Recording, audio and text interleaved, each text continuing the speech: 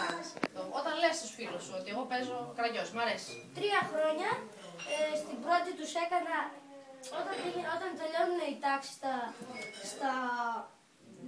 Στο τέλος του καλοκαιριού. στο τέλος του καλοκαιριού, όχι όταν αρχινάει, όταν τελειώνει το σχολείο, το καλοκαίρι, τους έκανα παράσταση.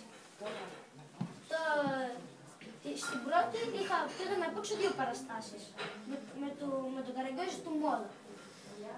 Αλλά επειδή είχε σπάσει το χέρι του, το μεγάλο του Καραγκιόζη, δεν ήξερα τι να κάνω έτσι. Σε χειροκρότησα, θέλω να μου πεις. Ναι. Φτιάχνεις δικές σου ιστορίες ή αυτές που υπάρχουν ήδη? Με τις ατάκες δηλαδή πώς την κάνεις την ιστορία, για πες. Ο Καραγκιόζης, που εμένα μου αρέσει πιο πολύ η ατάκα που βαράει το Χατζιαβάτη.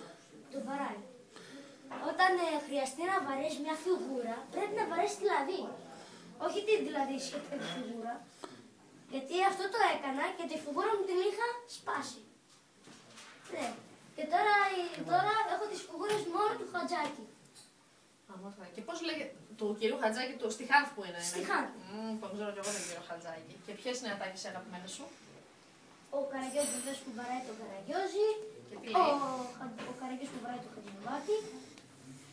Πάντοτε όταν είναι για μια παράσταση, επειδή εγώ δεν έχω το τραγούδι του Χατζιαβάτη, κάνω τον τελάλημα.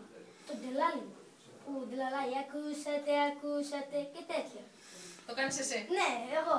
Μετά είχα ένα σίδερο που το κάνω σαν να είναι έτσι, πέτρα.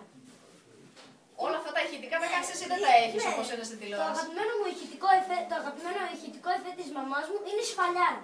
Πώς το κάνεις? Θα σας δείξω. Έτσι.